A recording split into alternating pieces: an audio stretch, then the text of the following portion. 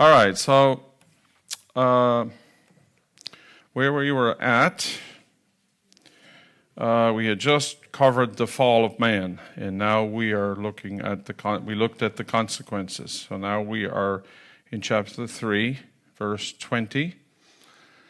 And we also saw how the gospel was preached in the garden.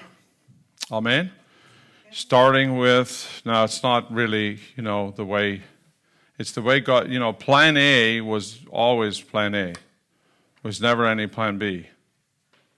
God didn't do plan B, he did plan A. That's right. But plan B was part of plan A. So it's all plan A. Amen? God knew the outcome ahead of time. He knew what was going to happen, and his perfect will ordained things to happen, even though there was going to be a fall and all that, right? It was necessary for the outcome that he is looking for. Amen? Does that make sense? Okay. So we saw that there was sin when Adam and Eve rebelled against God and took the one thing they were told not to do, right? And it's interesting, their eyes were open to good and evil. Before, they didn't know the difference. And it's interesting that you don't know what good is until you know what evil is. Yeah. You think well, it was all good, so what did we need evil for? Well, we didn't know what good was. So it's kind of a two-edged sword. But now we also know evil, right? So they saw their shame and they covered themselves as they hid from God, right? So that's the sin nature and the price of sin, how they suffered as a result, and it came into them, and when they partook and when they rebelled, the death came into them, and corruption came into them, which was not there before, and this is the consequences of sin. Then we see the shame, and we see God's love in reaching out to them in the midst of their shame, right? And we have seen when he spoke the curses, he also spoke about the Messiah coming, and he's saying how the seed of the woman would crush the head of the serpent. And we know that Jesus, of course, is the seed of the woman that's referred to, and the serpent is Satan, and he crushes the head of Satan, but Satan bites him in the heel, which of course speaks of what he suffered on the cross. So again, we see the gospel being presented. And now we have almost another important part of it, and that's what happens in verse 20. In this portion right here, verses 20 onwards. Now the man called his wife's name Eve because she was the mother of all the living. The Lord God made garments of skin for Adam and his wife and clothed them. So here we see the shedding of blood for the first time, where God, Hebrew tradition says it was a lamb. We can't be absolutely sure of that, but it's probably true. So the blood of the lamb was shed in the garden. And that's something. God shed blood so that they could be covered. It was a covering for them, right? So again, we see a picture of what Christ does in the redemption of humanity. Pretty good stuff, huh? So it points, of course, to the ultimate sacrifice and the need for shedding of blood. Then the Lord God said, "Behold, the man has become like one of us, knowing good and evil.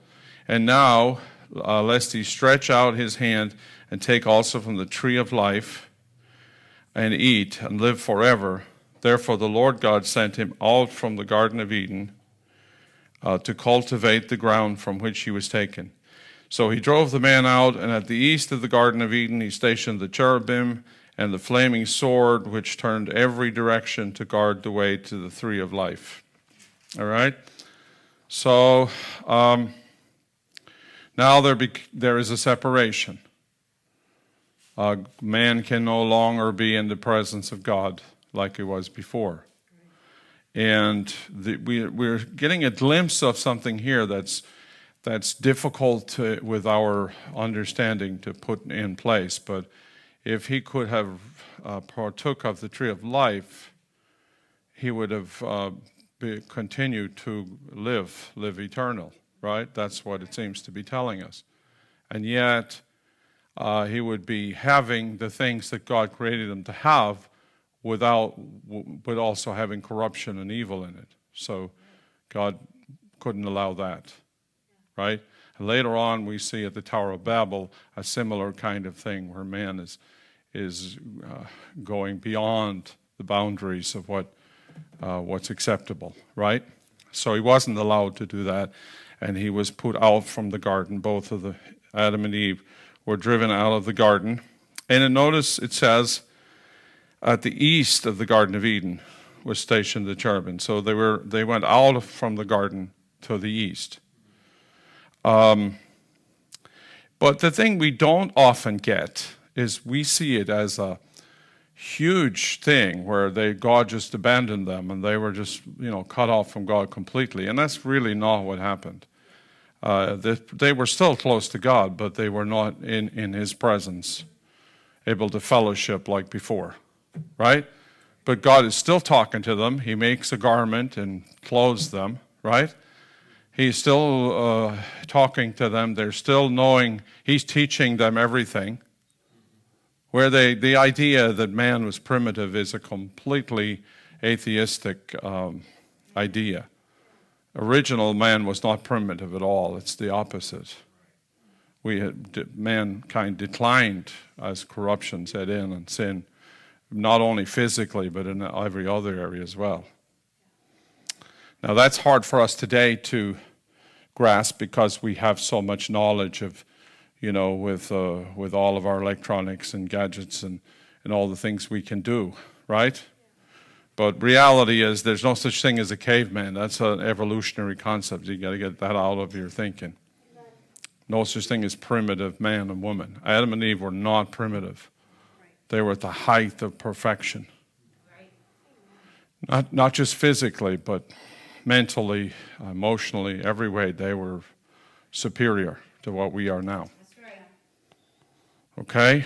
And then God taught them. Where do you think they learned all the things they learned? All the things that they did, we don't know, but their children had all this knowledge and learned how to do things. Right? All right, so he's not completely gone he left on his own. God continues to operate in the life of Adam and Eve. That's an important point, isn't it? And we tend to forget that because we're always trying to show sinners, how we're separated from God through the fall. And that's, of course, what we need to show them, right? But we forget that God didn't stop interacting with humanity and was still involved very much in their lives, and that they walked with God and trusted God and lived with God. Amen. Amen? They just had to deal with the results of the fall. All right. The location of the Garden of Eden.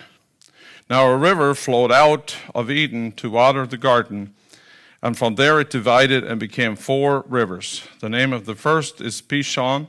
It flows around the whole land of Havilah, where there is gold. And the gold of the land is good. And the bdellium and the onyx stone are there. And the name of the second river is Gihon. It flows around the whole land of Cush. And the name of the third river is Tigris. It flows east of Assyria. And the fourth river is the Euphrates. Now, last week we said we'd look at this. Okay? So the first theory on the location of the garden, we do not know where the garden was. Let's be straightforward about it, okay?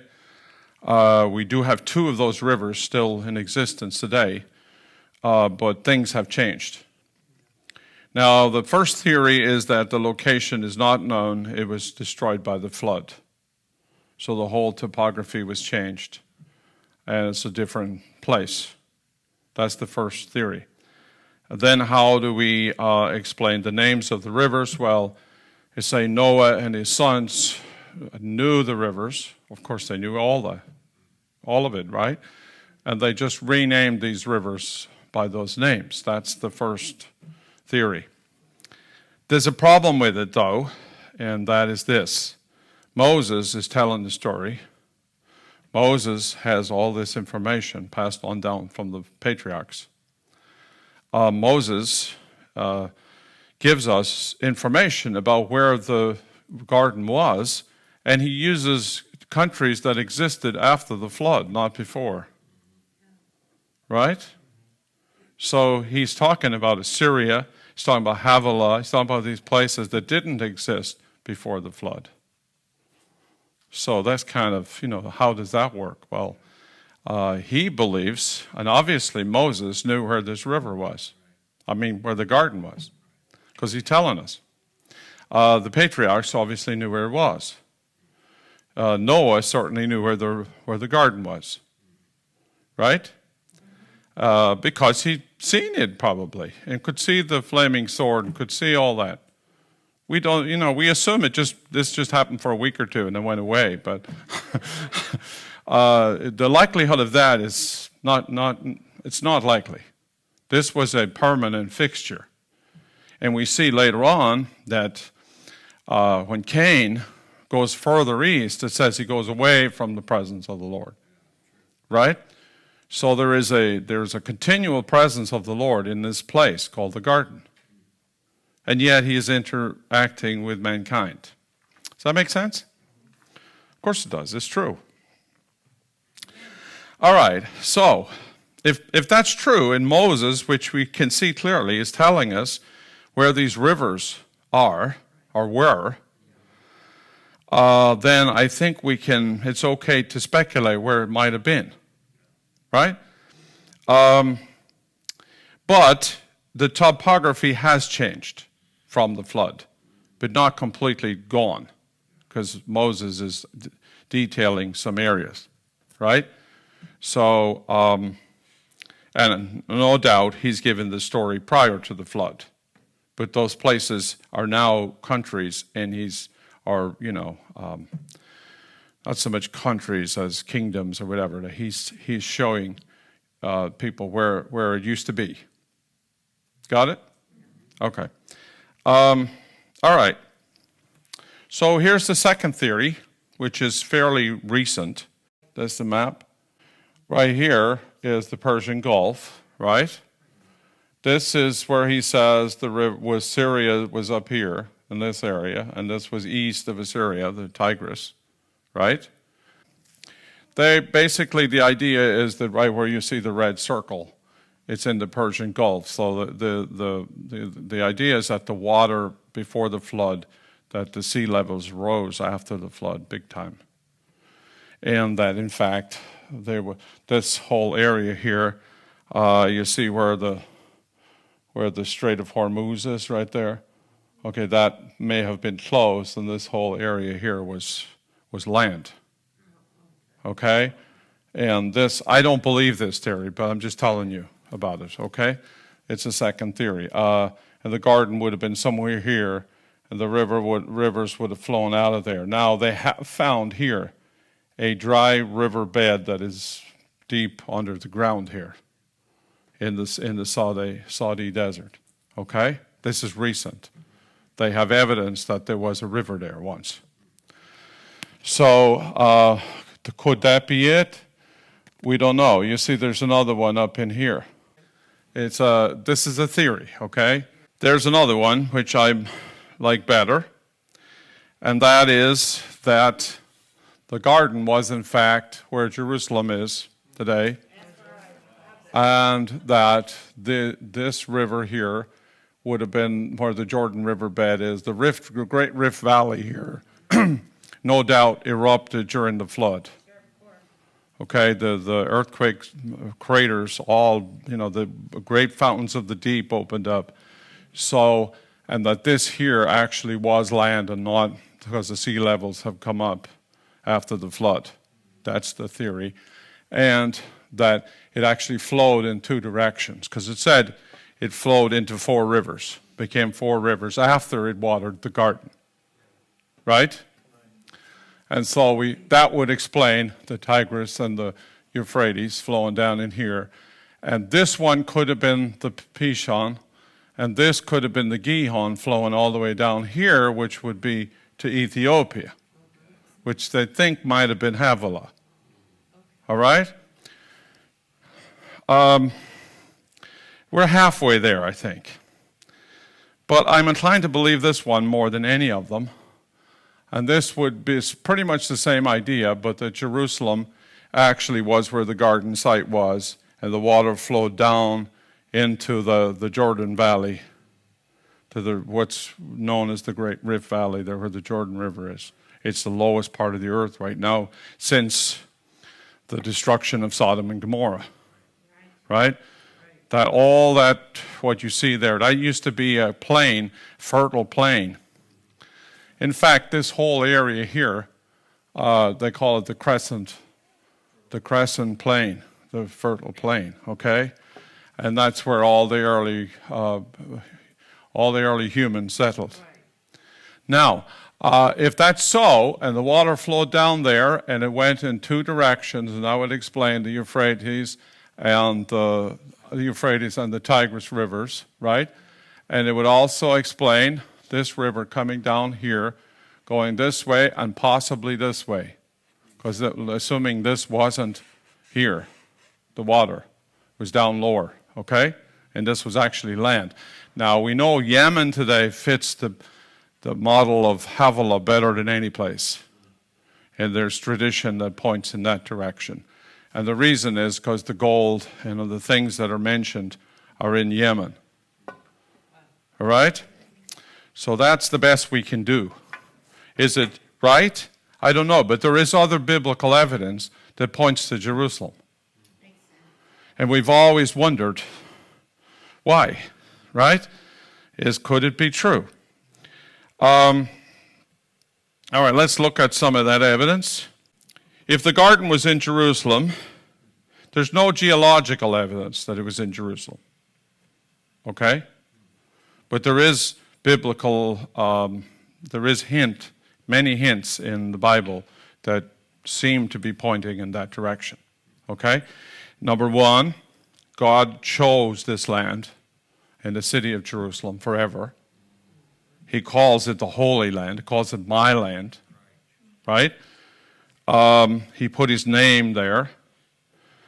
He put his sanctuary there. Right? Forever. Because it's going to be rebuilt there. It's going to be the place where the whole earth is going to come to worship. Right? It's the site where Abraham, the Akedah, or as it's called, the Hebrews refer to, where Abraham sacrificed or was going to sacrifice Isaac. It's the same place where Jesus was crucified, fulfilling that prophecy, or that whole theme, right? And the Jews believe that it's where Adam was created. There's a long tradition about that. In fact, there's a plaque right by the Western Wall that says just that. So there's another whole stream of tradition that comes down, both oral Jewish tradition, and that seems to come through right from the patriarchs. So it's possible that the whole land may have been Eden. Are you with me? And that the garden was in the east. Jerusalem's in the east of. Now, it may not have been like it is today, but it would. Obviously, it's changed. And the other thing that we can see is that the Jordan Valley, as we said, was a fertile plain, right? Definitely radically different than it is today. Because remember, Lot went down there because it was so fertile and great place to have his flocks and everything. You wouldn't bring any flocks down there today. The Gihon Spring comes out of Jerusalem and flows out of the city of David, was the water source of the city of David. It's a subterranean spring that's been going since the creation. Amen. It's going away still, pouring out water. You can hear it like very strong, right? It could be the source of that water that was flowing down the mountain. I mean, it's so dry there. It's so desert there, and yet you have this incredible spring just flowing forever. It was there in David's time. It's still there today, flowing away like crazy. Right? So that's a big deal, I think. It's another little piece of evidence called the Gihon, which is interesting. And it's been that way. That's not modern. It's been that way a long time. Right? So Jews maintain, if you can look this up, I'm not making it up, but the religious Jews maintain that that's where Adam was created. So those are evidences in Scripture, not geographical evidence, but evidence from testimony, which may indicate that it makes a lot of sense, doesn't it? It makes more sense than any other theory that I've heard, but it's not a crucial issue. I mean, if we don't know where it is, we don't know where it is. But it's kind of nice that it all kind of comes together. It makes a lot of sense. So that's that answer to that question, I think. But there's even more intriguing stuff about the Garden of Eden. There's so much in the book of Genesis. It's just incredible. Anyone who doesn't start there or read the book of Genesis, it's like missing so much. There's some other evidence in Scripture, and that's we alluded to last week. In Ezekiel 28, it seems to suggest the garden was on a mountain. You were in Eden, the garden of God, speaking about Satan. Every precious stone was your covering, the ruby, the topaz, the diamond, the beryl, the onyx, and the jasper, lapis lazuli, and the turquoise, and the emerald. I don't see those a lot, so that's probably why. Just kidding. That was a joke.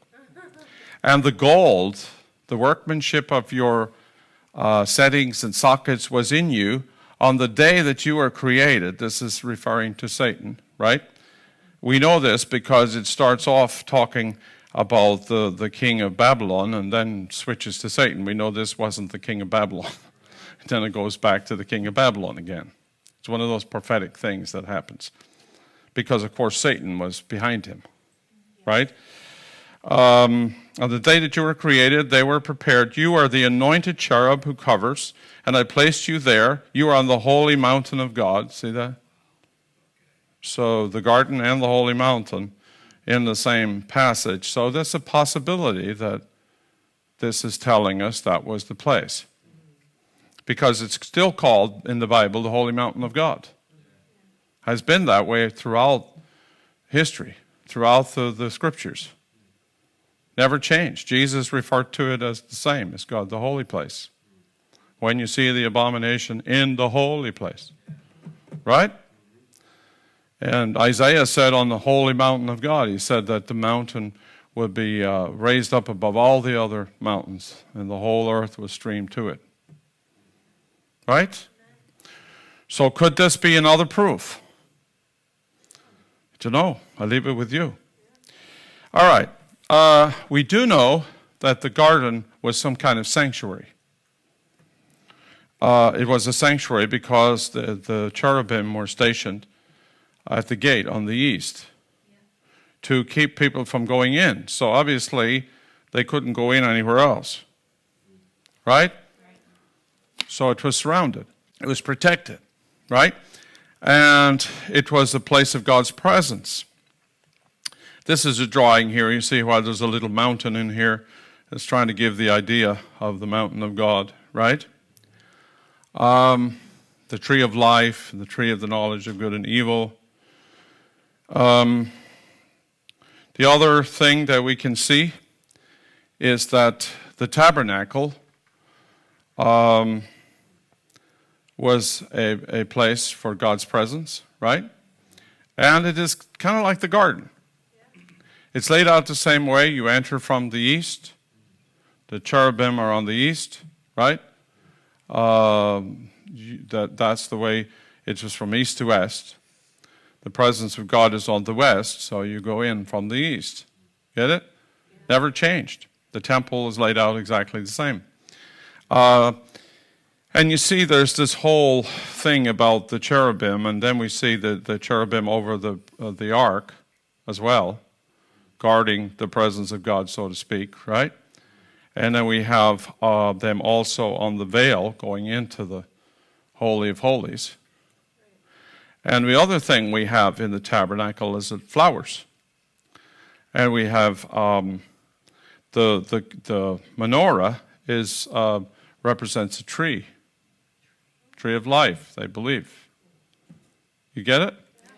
The object you couldn't touch in the ark, of course, was the ark. If you touch the ark, you die. It's kind of like the knowledge of good and evil, right? It's a similar thing. It's God's presence, but yet there's the other side to it. Interesting, isn't it? All right. Now, then when Solomon built the temple, there's great mysteries in these books. There's great mysteries in these things that apply to the future. And that's why we need to study them. Amen? You shall make a lampstand of pure gold. The lampstand and its base and its shaft are to be made of hammered work. Its cups, its bulbs, and its flowers shall be of one piece with it. 6 branches shall go out from its sides. 3 branches of the lampstand from its either side. 3 cups shall be shaped like almond blossoms. Notice that? There's a tradition that says the tree of life is an almond tree. Don't know if that's true, but Aaron's rod, the blossomed, had almonds on it. Whatever. We don't know. These are just little clues, possibly telling us something. Okay? Is it crucial? No, but it's interesting. I like that stuff. How about you? 3, we just don't go running with it and make up a doctrine on it or something, but but we can absorb it. It's interesting. Everything God does has a reason. He doesn't throw things together. Everything has a meaning, and He's going to be explaining this stuff to us in the age to come. There's so much that we don't understand, right? And then we go at it like, oh, why does he do that? Why does he do it? The arrogance that we display. I mean, God, He's the creator. He does it His way, not our way. Right? If He wants to make bulbs and things and we don't know what it's about, we just have to, deal with it. Amen? Okay, so you see that. There's that clear symbolism there of an almond tree. Right? All right. Now we see in 1 Kings 6, and this is just additional stuff. It's all kind of evidence pointing that maybe that's where it was. You get what I'm saying? 1 Kings 6, the house, that is, verse 17, the nave in front of the inner sanctuary was 40 cubits long. There was cedar on the house within, carved in the shape of gourds and open flowers. All was cedar. There was no stone seen. Then he carved all the walls of the house round about with carved engravings of cherubim, palm trees, and open flowers, inner and outer sanctuaries. What's with all the flowers and trees? Could he be trying to tell us that it's a garden? Right? For the entrance of the inner sanctuary, he made doors of olive wood and lintel and 5-sided doorposts. So he made 2 doors of olive wood, and he carved on them carvings of cherubim, palm trees, and open flowers, and overlaid them with gold.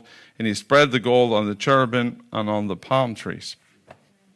Interesting stuff. I just think it's interesting, all this talk about flowers and palm trees. And they say that there was 2 pillars in the front of the temple that Solomon built. They had 2 names. I forget the names right now, but Boaz, I think, was one of them, and Joachim or something was the other one. Anyway, and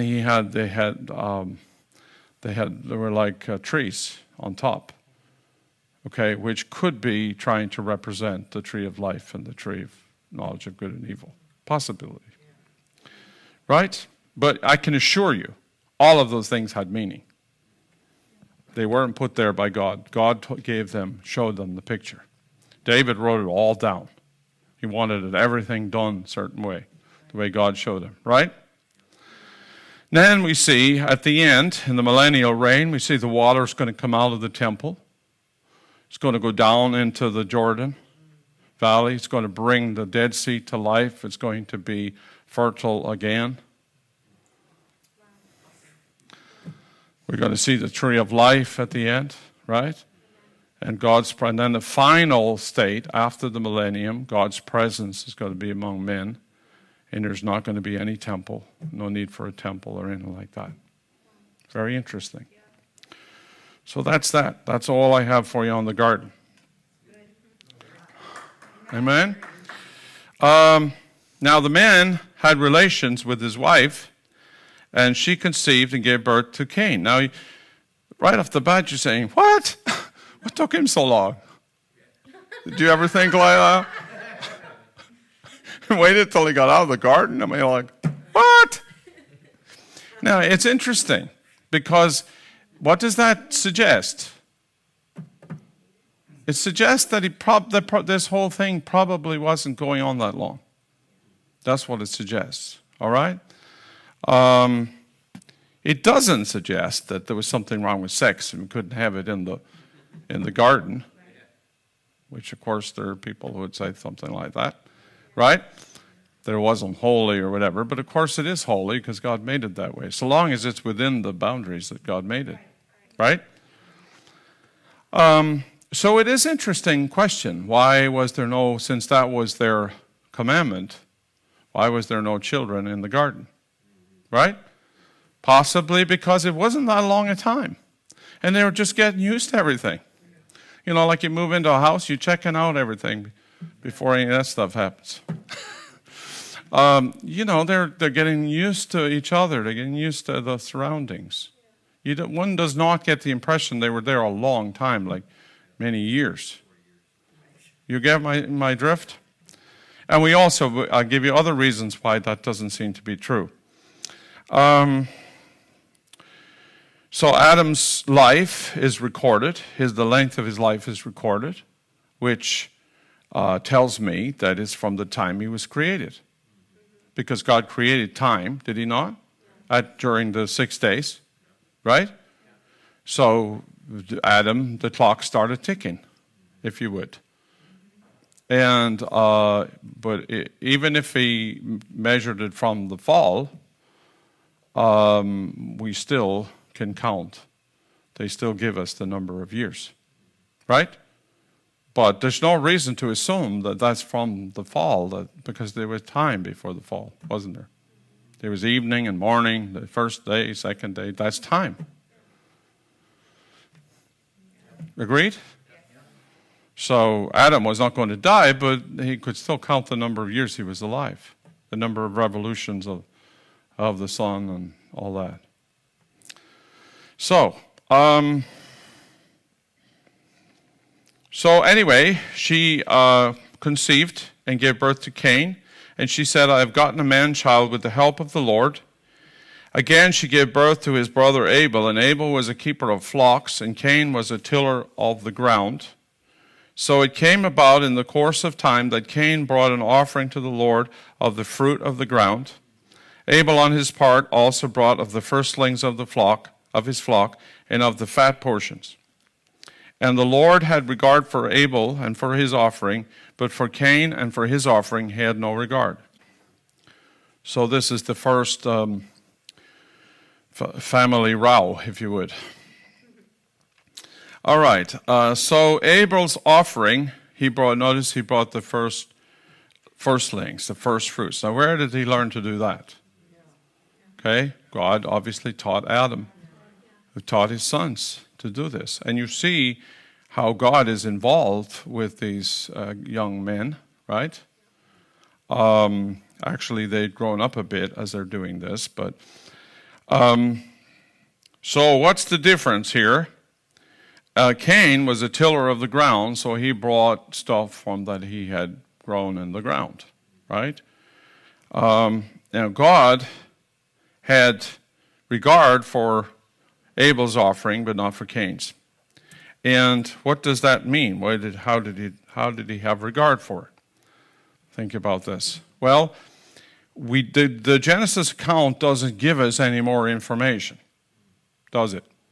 So here we are with these two guys. So we have to assume that what Abel did was pleasing to God. First of all, he brought the best of the flock, the firstling, the very best of the flock, as a first fruit offering to God, right?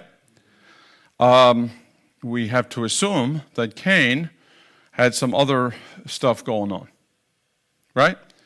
For forever, I've heard that Cain was essentially bringing his own work, his own stuff, and not really acknowledging his condition and all that kind of stuff. So it's kind of a picture of works. Here's what I did, Lord, kind of thing, versus what, he's bringing back to God, what God gave him. You follow? But there's also blood shed with the sacrifice, so maybe maybe because there was blood shed, it was better. But I'll tell you what tradition says and what some extra biblical sources say. Okay? Now, we've told you that extra biblical sources like the book of Jasher can be okay. We're not saying there's anything wrong with them, but they're not Bible. It's not the Bible. Okay? So if we get something good from it and it fits, then that's probably true, because it follows the Bible account almost identical. But it fills in a few details that Moses didn't fill in Genesis. So whether the details are accurate or not, if they don't contradict the Genesis story, then we're okay with it. Perhaps it's true, right? We're not sold on it, if you know what I'm saying. But it seems to explain things a little bit. So in the book of Jasher, it says that you see how, well, actually, we probably should read on a little bit. Cain, I should read on a little bit, then I'll tell you what it says. So Cain became very angry, and his countenance fell. And the Lord said to Cain, see how God is involved with Cain, talking to him. This is not something happening out there on his own. God is helping him out here. Then the Lord said to Cain, why are you angry? And why has your countenance fallen? If you do well, will not your countenance be lifted up? So in other words, try again. Why do you have to be depressed over this? You blew it. Do it again. Do it right this time. Right?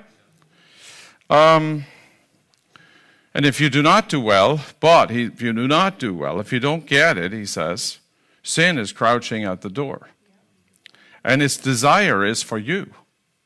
Boy, this is a now message, isn't it? But you must master it. Sin is at the door wanting to destroy you, Cain, but you better get control of it. How many of you know that's a warning from God? How many of you know he gives us warnings like that, doesn't he? Now, Cain told Abel his brother, and it came about, verse 8, when they were in the field, that Cain rose up against Abel his brother and killed him. What we are told is that in the book of Jasher is that Cain brought some of the plants and the stuff from the field that was not considered the best, and that he brought kind of like leftovers to God. That's what we're told in the book of Jasher. And that instead Abel brought the fat as well, and it was that God received it by burning it up with fire. That fire fell on his offering and burned it. That's why you see fire here in the picture, which is not related to the book of Jasher at all. So it's kind of a traditional understanding, right? As we see throughout the Bible, that's how God accepts the sacrifice. He burns it up with fire, right?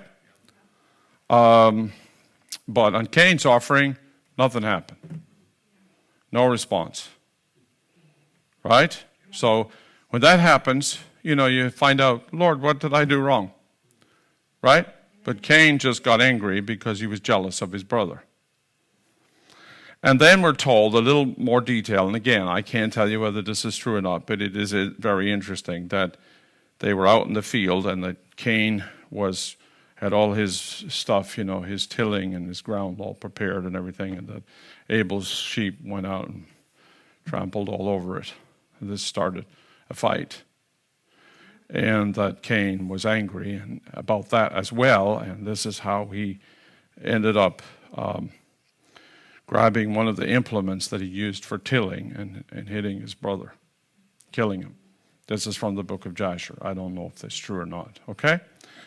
But we see what we do not see in Genesis, which is interesting, is that it tells us that Cain, after he killed his brother, and his blood poured out on the ground, that he wept and mourned the loss of his brother and was very upset over it. Now, it doesn't tell us that in Genesis, but it may assume that. Yeah. You see, so it's not contradicting the story, but then it's very likely. Yeah. It's the first person who was ever killed, first time he ever saw blood, first time he's just killed his brother in a fit of anger and rage, right? And jealousy. And it's like, wow, what did I do? Yeah. And you see, it explains God's reaction to him, because God comes on with a lot of mercy to Cain, doesn't he? And when you're reading through it, you wonder, why is he so merciful to Cain? He just, he just killed murdered somebody. Yeah. Right? And later on we find God doesn't tolerate it at all. But here, he's gracious to Cain. So now we see there is some repentance on Cain's part, which helps a little bit to understand it. Does that make sense? Yeah.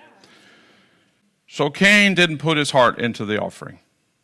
He took it for granted. He just kind of did his own thing, like a lot of times we do, right? We don't bring God our best. And so religion is not bringing God your best. Yes. Religion is works, trusting in your own works. So Cain is kind of exemplifies religious attitude. Kind of giving God what he had to, just the bare minimum. Right? All right. Then the Lord said to Cain, "Where is Abel, your brother?" And he said, "I do not know." So all of a sudden he's trying to, he's guilty, so he's trying to get out of it, right? Isn't that what we do? With the blame shifting and the cover-up, right? Am I my brother's keeper? He's rationalizing, why do I need to know, right? He said, "What have you done? The voice of your brother's blood is crying to me from the ground. Now you are cursed from the ground, which has opened its mouth to receive your brother's blood from your hand. When you cultivate the ground, it will no longer yield its strength to you. You will be a vagrant and a wanderer on the earth." Now, that's kind of like a strange punishment, but in reality, it's quite merciful. Why? Because, first of all, he doesn't kill him, which is obvious. But secondly, his whole trust is in his ability to till the ground. And that's taken away from him. So what is the message? He needs to look back to God for help. See, his problem was pride to start with. Right? Then God's discipline is humility. That's how you deal with pride. That's right. Humility. That's right. So now he has to work, and the ground isn't going to work for him. So he has to wander around trying to get something to sustain him. Right? Cain said to the Lord, "My punishment is too great to bear. Behold, you have driven me this day from the face of the ground and from your face." See that? "I will be hidden." So, don't believe he was actually looking at the face of God. That's not what, the Hebrew is. When you come into his presence, come before his face is the normal terminology. Although no one can see God's face, right? So he wasn't looking at God's face, but he was coming into God's presence. So what he is saying is, now I got to go away from your presence, right? And you see how that's bothering him. I mean, Cain Cain messed up pretty bad.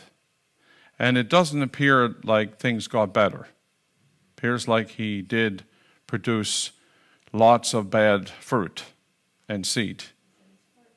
Okay? Because he must have continued to hold on to stuff. His problem was holding on to stuff and not forgiving, wasn't it? Yeah, lack of forgiveness, right?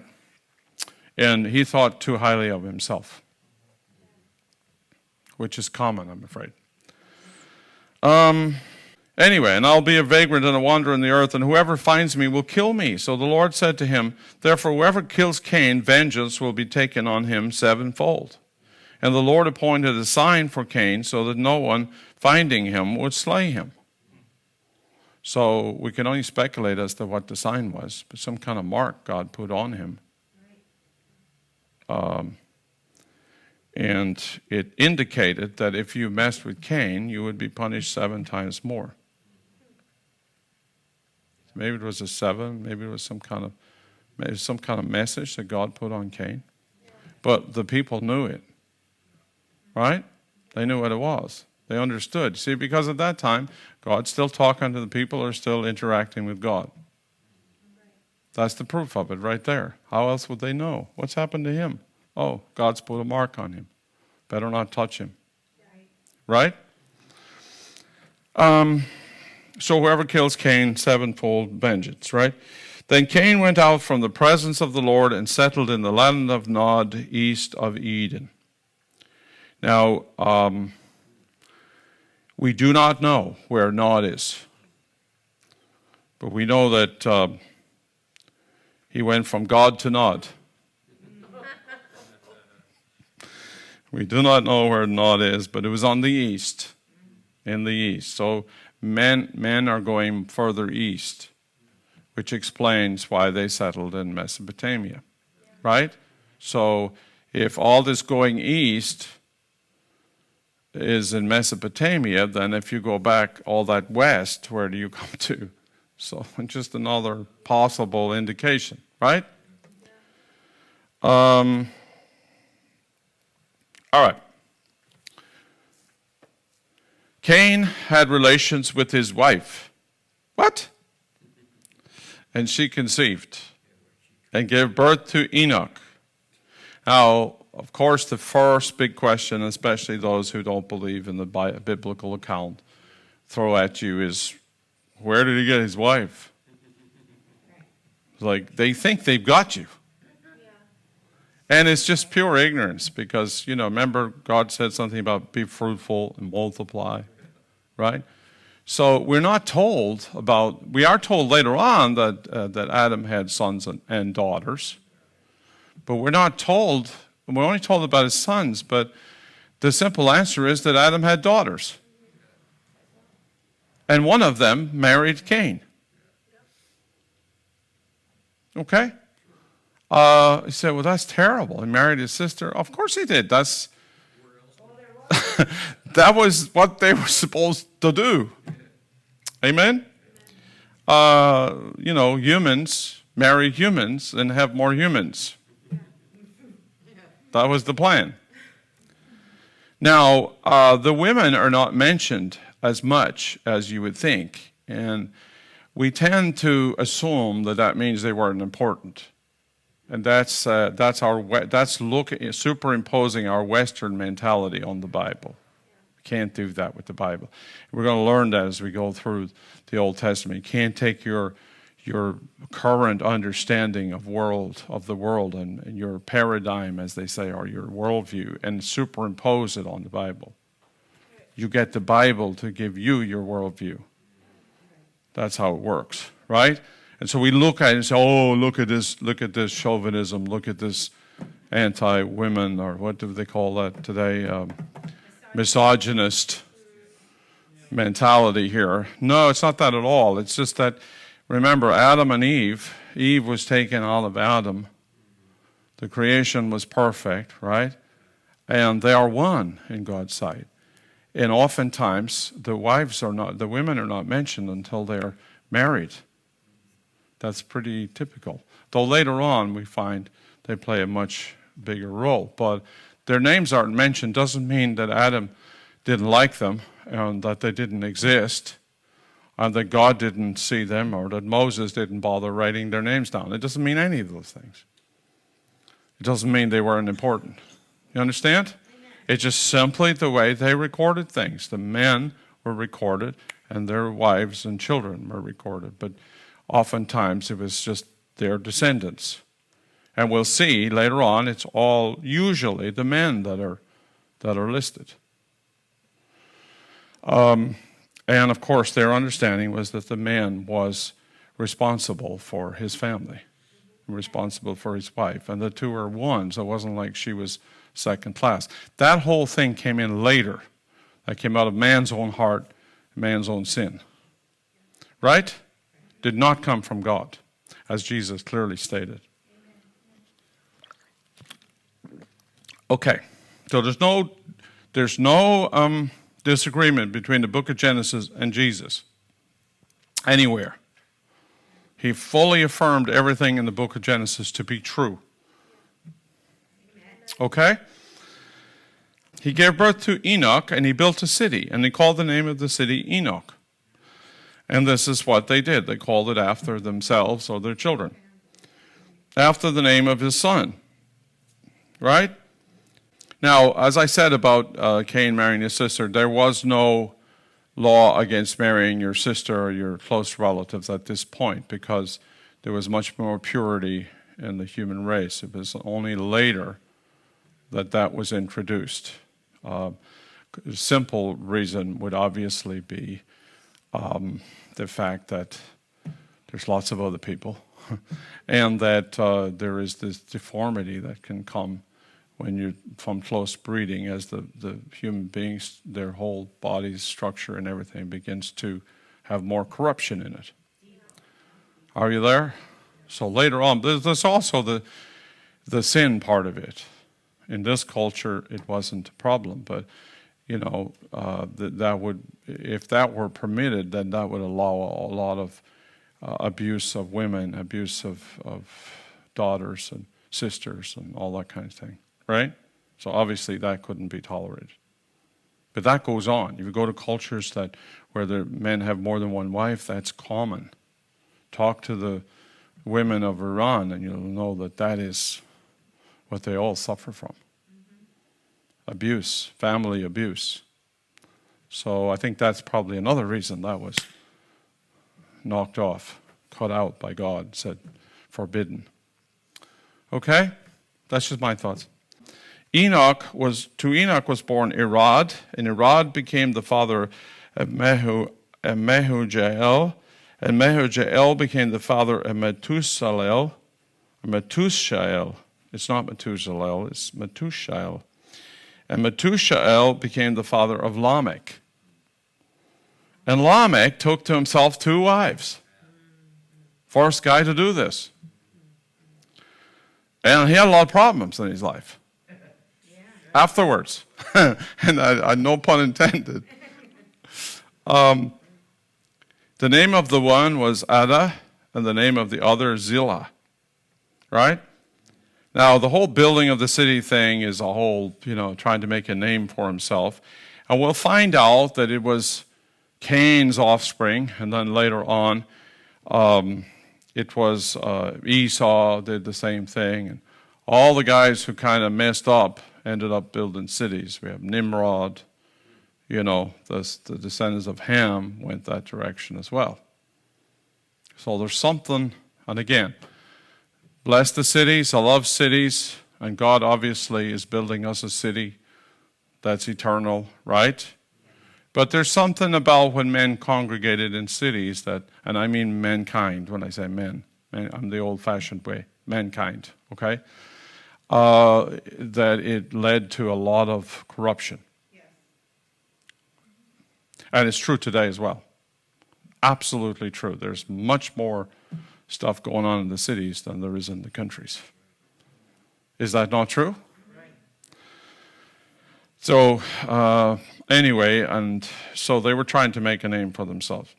Now, Lamech says something about his character that he wanted 2 wives. Nobody else had 2 wives. It wasn't God's intent. As Jesus clearly said, this was not the way it was in the beginning, right?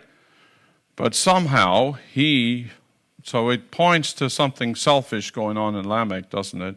And he's a descendant of Cain. So we're starting to see some of this corruption in the line of Cain. You follow? Not saying they're all bad people and that God didn't love them or anything like that. But it's interesting how it begins to show up again, this whole self-centeredness, this selfishness that was in Cain starts to be in his seed as well. Right? So the line of Cain, it seems to have become corrupt, and it's not even mentioned. In chapter 5, we see the whole lineage of Seth, but there's nothing about Cain's lineage. Right? So God chose the line of Seth, which is Adam and Eve's next son, to replace Abel. So there's something long-lasting in Cain's choices. Something to think about, isn't it? Now, the wives that he took were the daughters of Canaan. Not that that matters to us, but he was Canaan, who was from the line of Seth. So he married some of Seth's descendants, right? But it didn't seem to straighten him out. But it was a good thing he did. But he chose to take 2 of them instead of 1. And then Ada gave birth to Jabal, and he was the father of those who dwell in tents and have livestock. His brother's name was Jubal. He was the father of those who play the lyre and the pipe. So the lyre and the pipe was there before the flood, guys, from early days. And the lyre, the guitar, is kind of the leftover of the lyre. It's pretty much the same idea, right? As far as we know. But I'm sure it looked a lot different. And the pipe. So pipes blowing into things and making noises has been around a long time. As for Zillah, she also gave birth to Tubal-Cain. Again, that kind of illustrates, we think we're all so sophisticated that later on we came up with all that. No, that was there then. Tubal-Cain, the forger of all implements of bronze and iron. And the sister of Tubal-Cain was Naamah. All right. All right, so he was a forger. Not a forgery, a forger. Means he made things of iron and bronze, and he had a metal shop somewhere. Now, there's this little portion here from Lamech, this little poem almost, which seems to not make much sense. And I've always wondered about it, so we might have a little insight into it. I don't know. Lamech said to his wives, Ada and Zillah, "Listen to my voice, you wives of Lamech.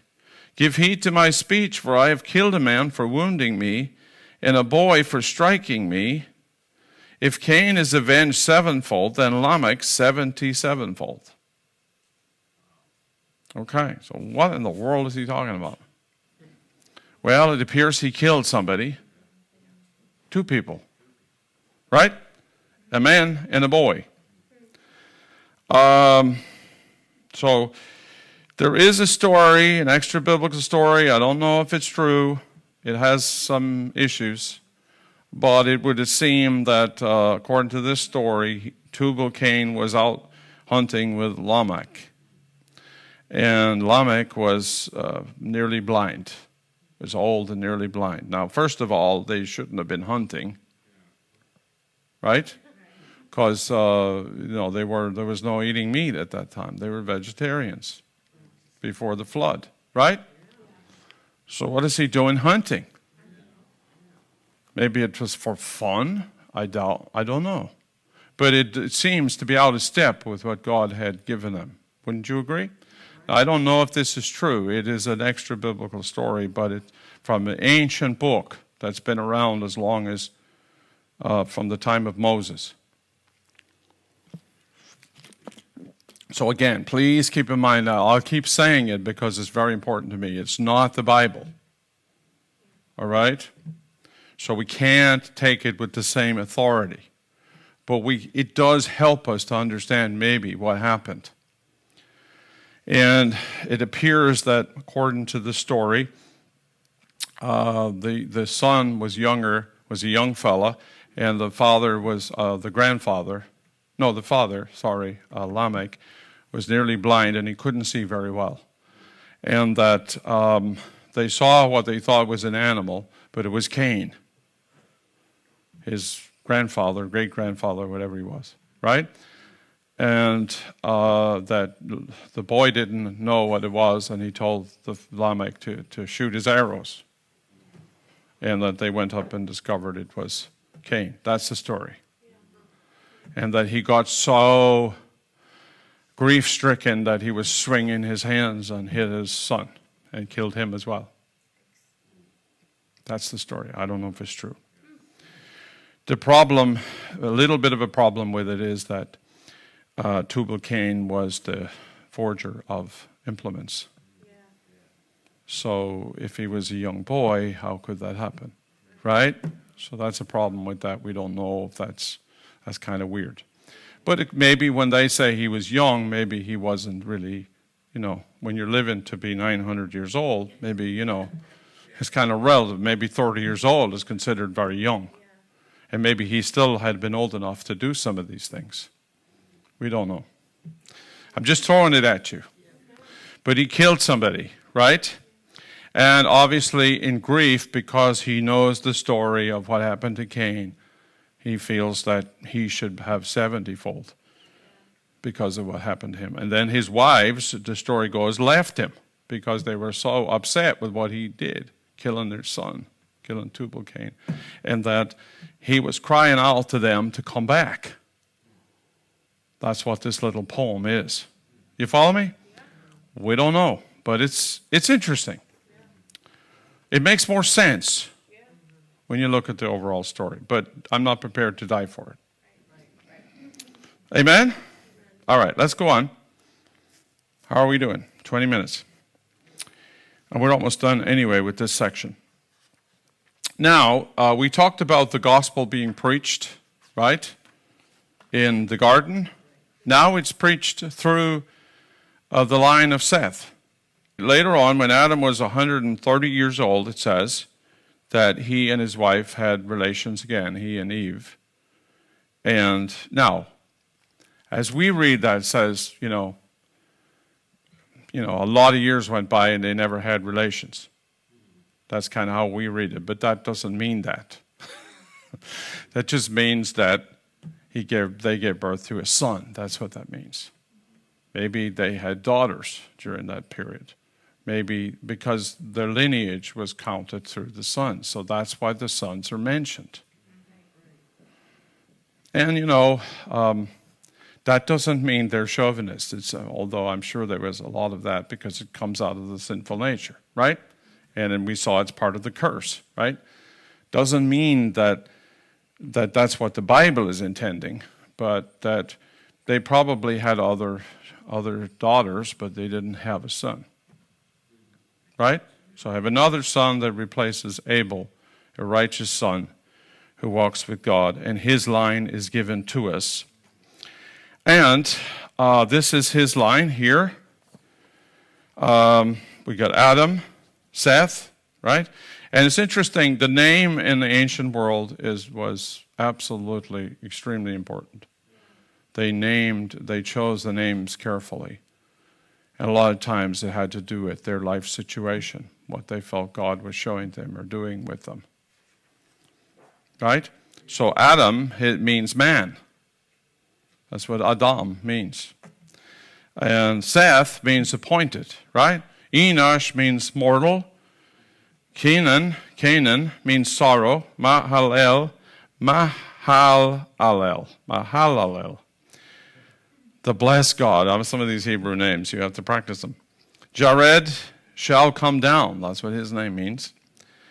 Enoch means teaching, and Enoch was a teacher. We haven't got to him yet. Methuselah means his death shall bring. And Lamech means the despairing. And Noah means rest or comfort. So when you put it all together, it says, man is appointed for mortal sorrow. The blessed God shall come down, teaching he shall bring the despairing rest or comfort. Amen. Isn't that amazing? Okay, it's interesting. So, let's look at the chart then. It's in page 6. The covenant line was the genealogy of people God chose to bring forth the promised Messiah. That's what we mean by Seth's line being the chosen line. Okay, this is why we see God established, and Noah, of course, coming from. So humanity was saved through Seth's line, not through Cain's line. These are not different covenants, but truly one and the same. It is the line of those chosen because of their wholehearted devotion to him. It was this covenant that was passed down to Noah, Abraham, Isaac, and Jacob. God raised up Seth to replace Abel, who had been chosen by God. All right? God will not allow his plans to be thwarted, and he will not leave his promises undone. So obviously the line of Cain cannot bring forth the Messiah. So he raises up another son to Adam. But of course, like I said, plan A is always plan A. And what we perceive as plan B was always part of plan A. Yeah.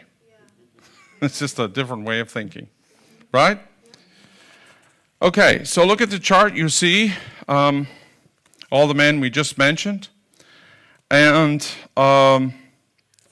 their families aren't mentioned, but their families are in them, so to speak.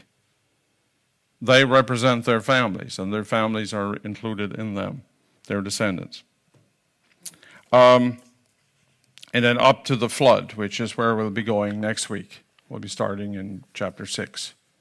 So I would ask you to read 6, 7, and 8 for next week. All right? But it's a fascinating thing. Now this chart, it's not mine. I did not prepare this chart, but it is widely accepted. And it's based on the ages given in the Bible. Based on the ages given in the Bible, that's how old things are. Are you with me? Now, other people like to come up with what they believe the rocks are telling them and so on. We don't believe that. We believe what the Bible tells us, not the rocks. So they like to add a few thousand years to it to make it more respectable. Because they're dealing with all these people who cannot believe. I mean, I've been kidding me. 6,000 years? No way. Right? And for those people, they kind of, they like to believe 10 or maybe 11 or maybe 20. You know, anything to make it sound a little better. But we know God created in 6 days and that the earth has been in existence for about 6,000 years. Are you there? And we're about to enter the 7th millennium, which is the rest, time of rest, and the kingdom of Messiah. Now, it's interesting, all the people, all the righteous seed, all the righteous patriarchs died before the flood. God intended for them to die before the flood. Now, we'll go back and look at Enoch and that next week. We won't get to that today, but we got to look at Enoch. He's a fascinating character. And we got to look at some of the history of these patriarchs, all right? The tendency is to skip over these guys, but we can't really do it now because there's so much good stuff there. You got to remember, humanity was around for 1,650 years before the flood. That's a substantial amount of time. And they learned a lot of things, I would imagine, during that time. And a lot of that got passed on to Noah. Right? Because Noah was a good age when the flood came. How old was Noah when the flood came? Well, he lived a total of 600 years, right? And that means he was 300 years when the flood came. Now, in 300 years, he probably learned a lot in 300 years. If you lived 300 years, you might learn a lot. Problem today is young people think they know everything. Isn't that true? And we're all that way. When I was in my 20s, I thought I knew everything. My wife will tell you. Then when I was in my 30s, I thought, now I really know everything.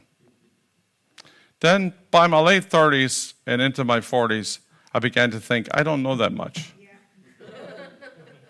And then when I hit my 50s, I'm starting to learn some things. My 60s now, I'm like, okay, now I'm learning. Now I know some stuff. You follow me? So age really helps you to learn. And there's nothing wrong with, don't think because you didn't have all this happen in your youth, that mean God can't use you now. Amen? Sometimes we fall into that. But it's kind of a shame that when our body starts falling apart, that's when we know the most. But it's better than not knowing anything. Amen? It's better, and you can still have it, because we can communicate without our bodies, can't we? We don't need to do sign language. We can communicate good things to people, and we can help young people. Amen. And we can teach God's people good things. Amen? But until you've lived a little while, you don't really know very much. That's the problem. And why do the generations keep drifting off into craziness? Because they don't listen to their ancestors. Don't listen to the parents. So they repeat all the same mistakes. Right? We're going to do it again. We're about to do it again. We learned the evil of communism and socialism in my era. Now the kids are like, yeah, we want that. That's good, Lord. You see what I'm saying? So because they don't want to listen to the older people. Because they're stupid. They don't know anything. And so when you have this wedge, this so-called generation gap, that's one of the most evil things that the 20th century concocted. I don't know where this is coming from because I had no intention of saying this. I was kind of preaching here at the end. But it's one of the most evil things the 20th century came up with, the generation gap. This idea that the young people are separated from older people and that they're to be left alone and to be helped by young people. And that the old people don't know anything. And they're so much smarter now. That's a product of secular education. That's a product of secular thinking and unbiblical thinking and ungodly thinking. That older people don't know very much. Because they want you to think that way. They want you to believe that because they don't like what the older people have learned. They got to get you away from that. See? So our schools and our colleges have been taken over by people who are teaching them to ignore the older people. They don't know anything. And they have all the new gadgets and they've learned all this stuff and they have a better worldview altogether. And what do? Repeat all the same mistakes. Learn all the same painful lessons. So it's a good thing if we can keep it going to the next generation. Amen? And I think our churches, our young people in our churches ought to be mingling with the older people and we all ought to be friends. And they ought to be learning from the older people. And that's true of not just the pastor, that's the older people, period. The people in the church, the older people. And this idea of separating youth from older people is a terrible error.